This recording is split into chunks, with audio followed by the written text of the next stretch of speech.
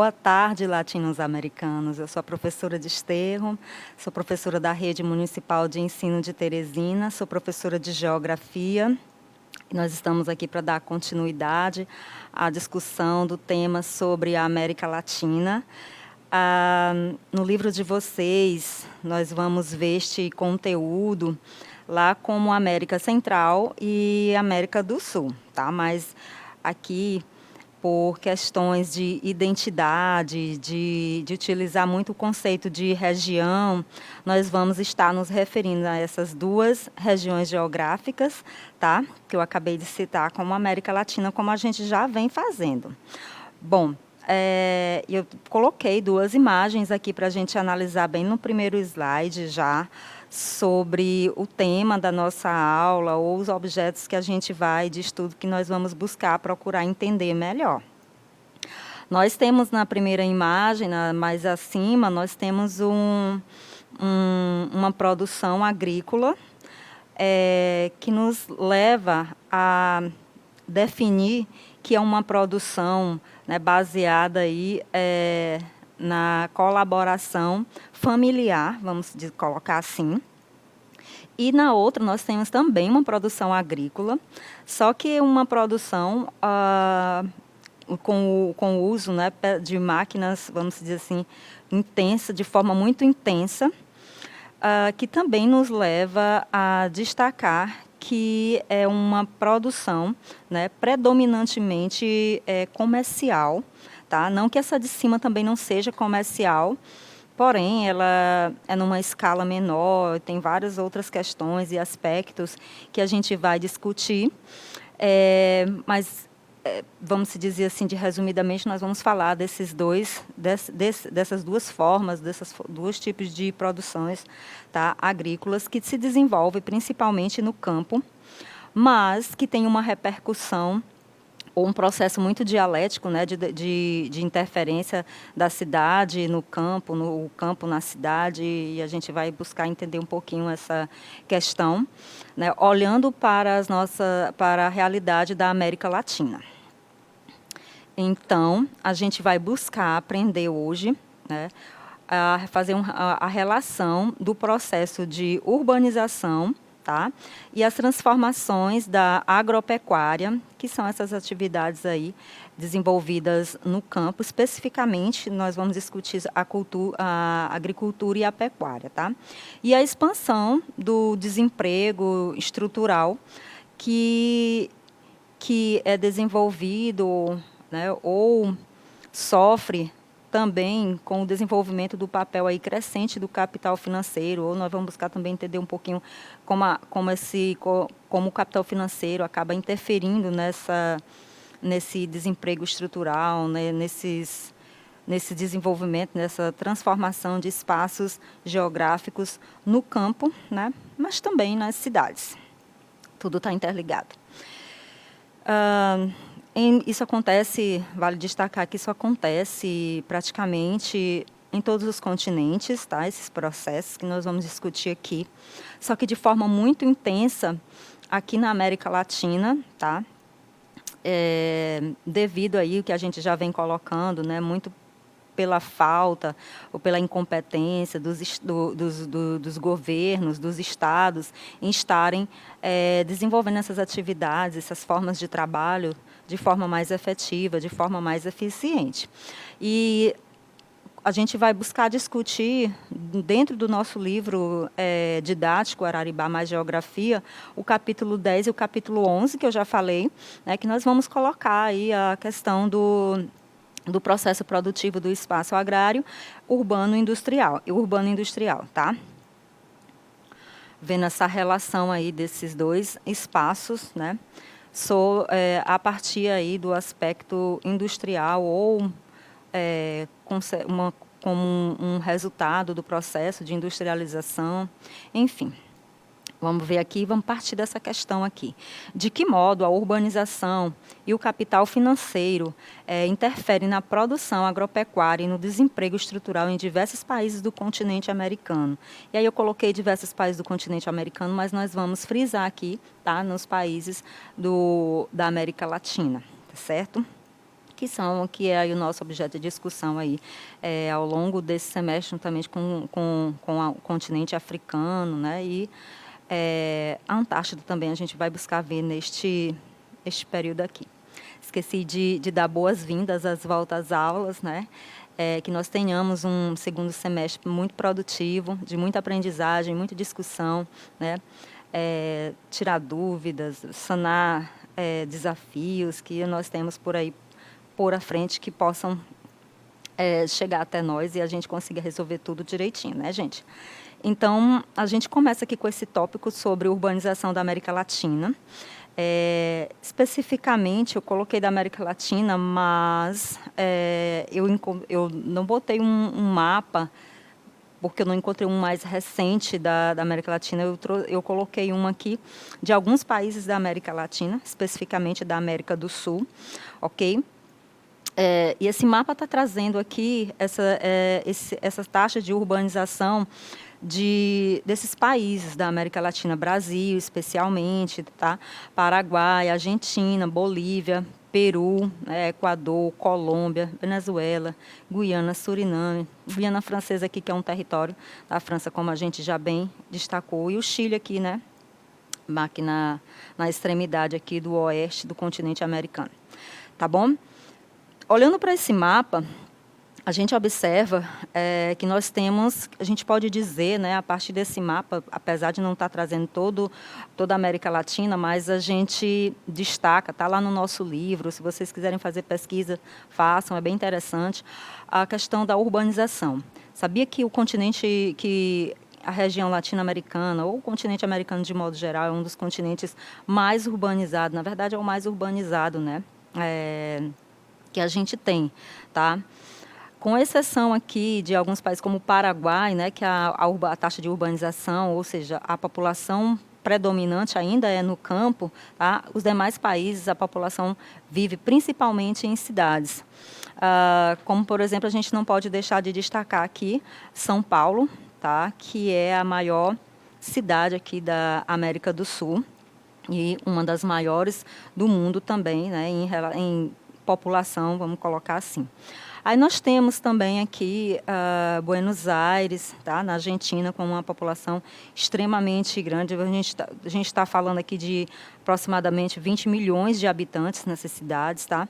Um pouco menos disso a gente tem aqui Santiago, no Chile, também muito grande a questão aí da população. Tá? Bogotá, enorme a população, se vocês observarem aqui, na Colômbia. Enfim, nós temos aqui várias cidades, né, com essa taxa de população significativamente grande em relação a outras cidades do mundo, ou até mesmo em relação ao continente americano, especificamente a América Latina. Tá?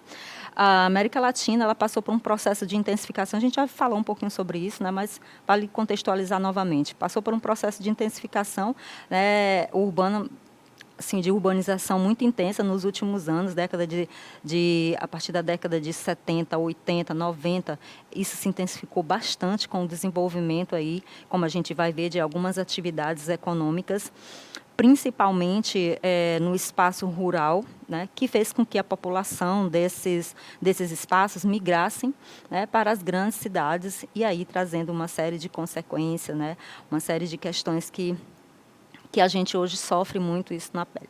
Nós aqui em Teresina, nós temos a Teresina é uma cidade bastante, com população ainda muito pequena, cidade média, né? Mas, enfim, nós já temos alguns problemas, né? Típico de cidades grandes, que é típico também vamos dizer assim, de toda a América Latina, de modo geral, né? As cidades, elas passam, são espaços diferentes, né? São lugares diferentes, localidades diferentes, mas que, no geral, passam por processos, por questões, passaram por processos históricos semelhantes e hoje elas passam também por questões características, né, problemas também semelhantes. Isso que nos faz reunir assim também nessa região ou nessa sub-região do continente americano. Tá? Questão aqui da população metropolitana, quando a gente coloca quando a gente pensa na população das regiões metropolitanas, a gente não consegue, não dá para passar despercebido a concentração populacional de boa parte dessa população em comunidades, né, precárias de moradia, de saneamento básico, tá, de coleta de lixo, questões relacionadas a infraestrutura urbana de modo geral, né, fornecimento de energia elétrica, enfim, são vários problemas que nos levam aqui a destacar que nós temos um desafio muito grande nas grandes cidades para oferecer à população uma boa qualidade de vida. E aí, infelizmente, quando as pessoas chegam nessas cidades que elas não têm esses serviços à sua disposição, elas acabam ocupando, criando espaços, né, ou vivendo em espaços de riscos, tá, que leva muitas vezes à perda de muitas vidas, ou então ao transtorno de muitos moradores em períodos específicos do ano, devido muitas vezes às condições climáticas, né, a buscarem abrigo ou serem desabrigadas por questões por exemplo, de desmoronamentos, né. Eu coloquei aqui um esquemazinho para a gente analisar isso, uma imagem, mostrando muito bem essa questão, onde a gente tem o processo de urbanização acelerada, que eu já falei para a gente, né? A partir da década de 80, 90 especificamente, a gente teve um crescimento muito grande da população urbana, e aí a gente, esse crescimento intenso da população nas cidades, né, gerou vários problemas. Por que a população foi para a cidade? Por conta da oferta de emprego, né, provocada aí pelo processo também de industrialização muito intensa, a partir dessas décadas também, 70, 80, 90 especificamente, tá? Mas isso vem desde a década de 60, 50, com o processo lá da Segunda Guerra Mundial, que a gente já colocou aqui, né, que fez assim, vamos dizer assim, que forçou muitos países a promover o seu processo de industrialização, né? E esse crescimento desordenado, vamos dizer assim, que esse crescimento da cidade ele foi desordenado porque ela não conseguiu atender às demandas, né, da população. A infraestrutura ineficiente gerou aí uma série de necessidades básicas para a população que não são atendidas, como, por exemplo, a falta de emprego, que a gente tem aqui, a precariedade das moradias, né, das condições de vida, e a gente pode ver isso aqui por essas moradias que eu destaquei aqui numa cidade da América Latina, que eu não identifiquei, tá? Por quê? Porque isso se repete em várias cidades, tá? E essa expansão, né, esse fenômeno que a gente chama assim, essa concentração da população nessas áreas das cidades que não oferecem infraestrutura básica para uma boa qualidade de vida, né, a gente coloca esse fenômeno como a expansão das periferias ou a favelização das cidades, tá? Em relação aqui as condições de vida, nós temos para uma forma, a gente fica falando todo o tempo, péssimas condições de vida, mas como é que a gente sabe que é péssima condição, como é que a gente sabe que um país tem péssimas condições de vida? Quando se faz um estudo, né, a partir de um índice que é chamado IDH, Índice de Desenvolvimento Humano da América Latina, especificamente aqui, né, onde são pesquisados várias questões, vários aspectos da população, tá? Renda, a renda da população, é colocada a questão da educação, da saúde oferecida à população. Quando esses elementos eles são estudados, é feito gera, melhor dizendo, esses dados, né, de índice de desenvolvimento humano. E eu trouxe aqui um mapa mundi, né, do IDH, mas a gente vai analisar somente aqui o continente americano, especificamente a América Latina. A gente pode observar aqui, tá, que em verde nós temos aqui o IDH alto, né, nesses países. Especificamente aqui nós observamos o Brasil, nós observamos aqui a Bolívia, nós observamos a Venezuela, Suriname, vários países, Peru, vários países aqui, né, que tem esse IDH alto. Porém, não é o ideal. O ideal seria o muito alto, né, que é ocupado aqui somente pela Argentina e pelo Chile, na América Latina.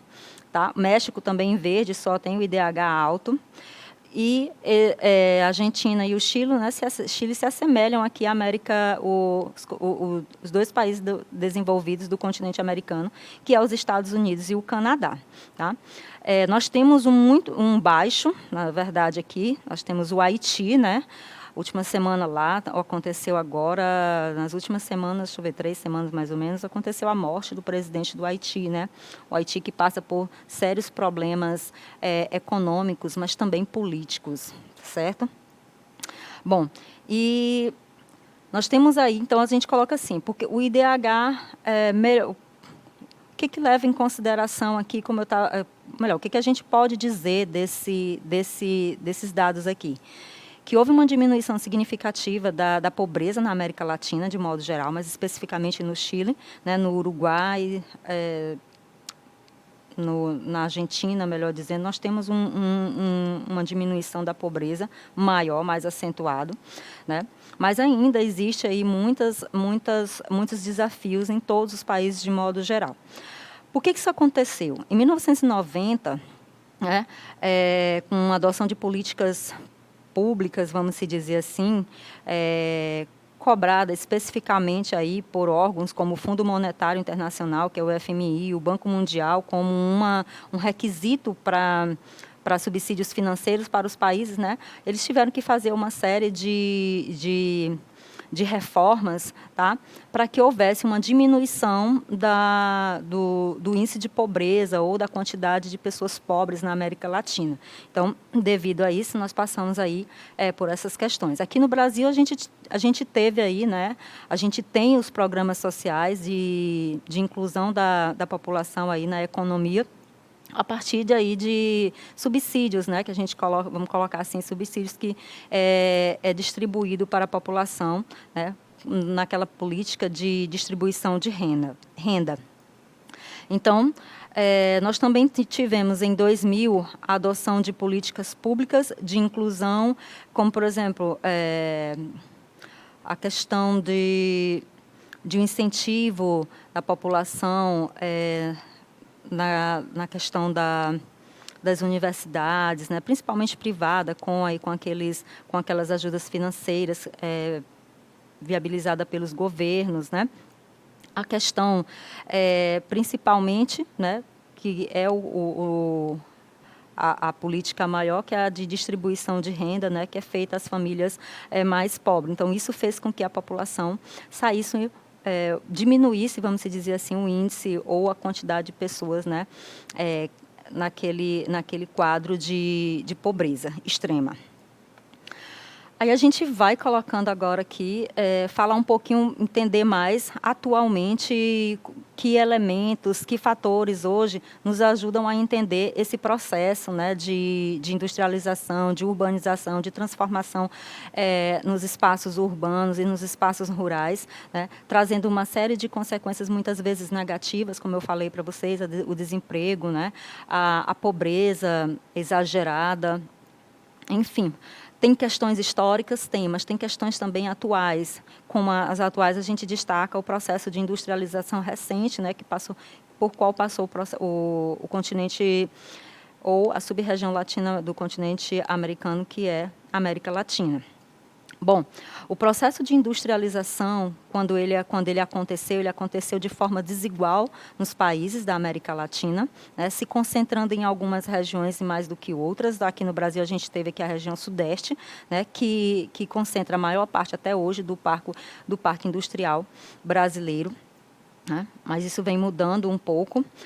O processo de urbanização também é importante ser destacado nessa análise. É um processo dialético. Quando cresce a industrialização, gera emprego, né, atrai a população que muitas vezes desassistida no campo, né, sem a possibilidade de competir com a agricultura comercial, com a pecuária comercial, acaba que se desfazendo das suas propriedades. Os pequenos agricultores migram para as cidades não conseguem absorver toda a população que sai do campo para as cidades e acaba gerando aquilo que a gente já destacou, né? As moradias precárias, a falta de emprego. E aí vem uma série de questões sociais, né, envolvendo como a violência, né? urbana que a gente vê hoje muito forte na região da América Latina. Tá? E que a gente fala de emprego, desemprego, desempregado, é bom que a gente destaque que esse tipo de desemprego é um desemprego estrutural, que ele é provocado pela modernização, pela mecanização do sistema ou do tipo de produção que é desenvolvido, tanto na cidade como no campo. Tá? Eu trouxe uma imagem aqui para vocês, tá, de uma máquina, de um robô, produzindo aqui, lógico que produz a partir de uma lógica capitalista, né, a partir de uma lógica de mercado, onde se busca principalmente o lucro, tá certo? Então, aqui não se tem uma preocupação com o bem-estar, com estar gerando postos de trabalho. O que se tem aqui é uma intenção de produzir para obter lucros, né? E a cidade, de modo geral, ela vai nesse mesmo, infelizmente, segue essa mesma lógica, né? Cada vez mais agentes imobiliários, né, produzindo aí, criando espaços, né, residenciais ou não, comerciais, buscando atender aí o capital. As pequenas cidades que se transformam cada vez mais, né, passam cada vez mais por processos de urbanização, que não está relacionado somente ao crescimento da população da cidade, em detrimento da população do campo, tá? Como é que a gente coloca? Que também está ligada aos hábitos de vida, né? As mudanças de atitudes, de hábitos de vida que nós temos no nosso dia a dia, que é diferente, né, da população que vive no campo. Então, tudo isso envolve aí o processo de urbanização. E a terceira imagem aqui, uma imagem do campo, de uma produção agrícola, comercial, onde nós temos as máquinas hoje bastante presentes nesses espaços, produzindo novos espaços, vamos colocar assim, espaços muitas vezes excludentes, segregadores, como a gente já colocou aqui, sentido pelo pequeno agricultor especialmente.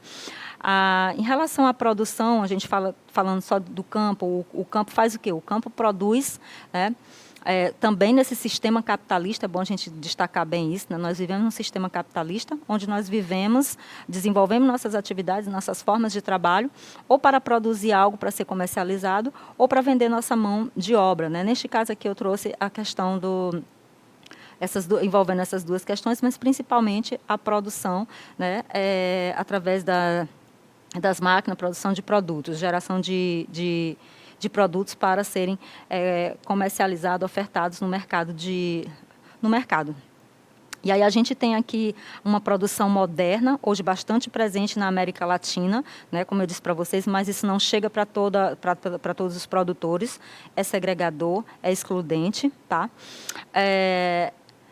A maioria das pessoas ou dos produtores, né, que conseguem desenvolver esse tipo de atividade são daquelas grandes propriedades monocultoras que produzem especificamente ou especialmente para o mercado externo, que vai atender a uma lógica, né, lá dos outros países, né, que acabam ditando o que a gente tem que produzir, o que a gente tem que consumir, né, naquela famosa divisão internacional do trabalho.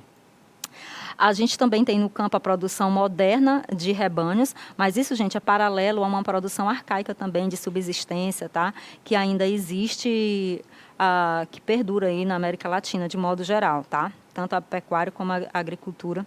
E o extrativismo também não é diferente. E aí, mão de obra qualificada, a gente já tem muito esse tipo de atividade desenvolvidas no campo. Em relação, assim, panorama geral da América Latina em relação à agricultura, 70% da produção agrícola vem de pequenas e médias propriedades. Apesar deles não receberem subsídios, incentivos financeiros e técnicos suficientes, são os que mais produzem, né, alimento para colocar nas nossas mesas. Tá? Que tipo de alimento? A partir de produções monocultoras, de policultura, onde se desenvolve várias culturas agrícolas numa mesma área, feijão, batata, inhame, milho, mandioca, são as mais comuns na América Latina, desse tipo de produção, que é a produção familiar, que é desenvolvida especialmente pelo agricultor e sua família, onde eles produzem, né, para o mercado interno, especialmente. No Brasil, por exemplo, 24% de todo o território que nós temos agrícola, né, para o desenvolvimento da agricultura, especificamente, né, está ocupado hoje por essa população, ou melhor, por esse tipo de trabalho que é a agricultura familiar, tá? E eles produzem aí cerca de 38% do valor bruto da produção agrícola, né? Então é significativo aí, muito importante o apoio a esse grupo. Infelizmente, os grandes latifúndios, né, que são as grandes produtoras de produtos para exportação, voltados especialmente para a cana-de-açúcar, café, cacau, trigo, frutas regionais e soja para o mercado externo. O Brasil, por exemplo, se destaca aí como o maior produtor de café, o maior produtor de soja, um dos maiores produtores de milho, um dos maiores produtores agrícolas, de modo geral, no mundo. Mas, infelizmente, nós ainda temos população passando fome. Por quê? Porque essa produção é voltada para o mercado externo e não para o mercado interno. E, lógico, nós também não vamos comer soja em casa, fruta sim, né? Mas café, cacau, essas coisas, elas têm que passar pelo processo de industrialização.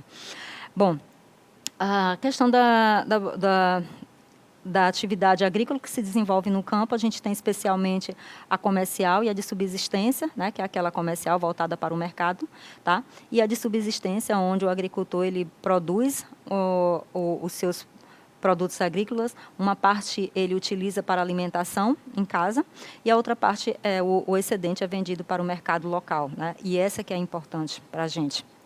Infelizmente, a que menos recebe ajuda do governo. Nós temos vários desafios nessas questões aí do campo, tá? Desenvolver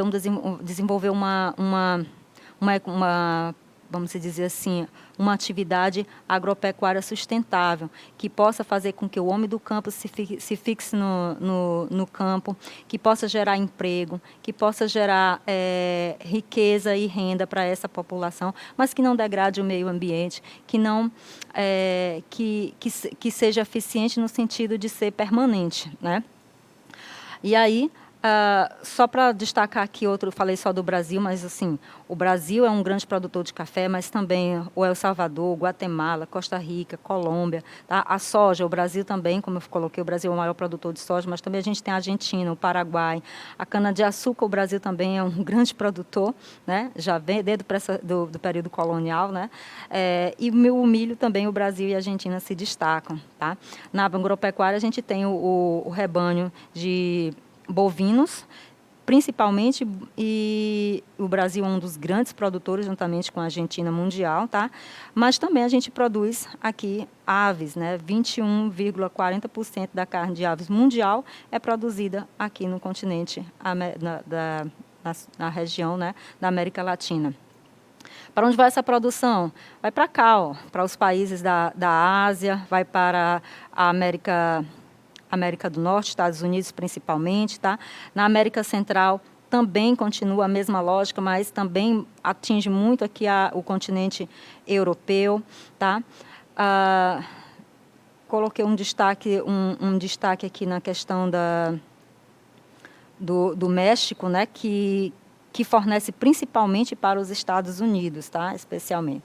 E aí eu só mostrando rapidinho aqui uma imagem para a gente destacar o desemprego estrutural, como eu estava falando para vocês, né? A máquina substituindo a mão de obra humana e gerando aí, provocando aí um fenômeno chamado êxodo rural, que é a saída do homem do campo para rumo à cidade em busca de emprego, de melhores condições de vida. Ao chegar nas cidades, nós temos aqui essa população despreparada, desqualificada, a cidade com impossibilidade de atender todos os moradores ou os que chegam, acaba aí não conseguindo e gerando esse desemprego, essa fila aí, né, que a gente está vendo. E para não finalizar, a gente discute aqui a questão da economia, das culturas dos países, discutimos, né, as economias e cultura dos países latino-americanos, apesar de elas serem distintas, de elas serem diferentes, como a gente disse, são espaços diferentes, locais diferentes, mas com características semelhantes, né? Efeito principalmente aí de algumas atividades econômicas, como, por exemplo, o agronegócio, que é uma atividade econômica desenvolvida no campo, com um emprego de tecnologia, de máquinas, substituindo o homem, né? E gerada principalmente, que produz especialmente para o mercado externo, né? Que cria aí uma série de desafios, onde os países da América Latina eles precisam aí se unir, né, eles precisam discutir, criar um plano de resistência para esse tipo de atividade, influencia em criando apoio, incentiva ao pequeno produtor, à agricultura familiar, né, como uma das nossas saídas aí para essa questão que eu coloquei aí. Qual seria a saída? A saída seria esse apoio, né, ao pequeno agricultor, à agricultura familiar, à produção no campo, de modo geral, mas pelo pequeno agricultor especialmente. Bom, continue esses estudos aí, façam as questões, a atividade proposta aí pelo livro, para que a gente consiga aí desenvolver o nosso conhecimento de forma mais efetiva. Boa tarde, até a próxima.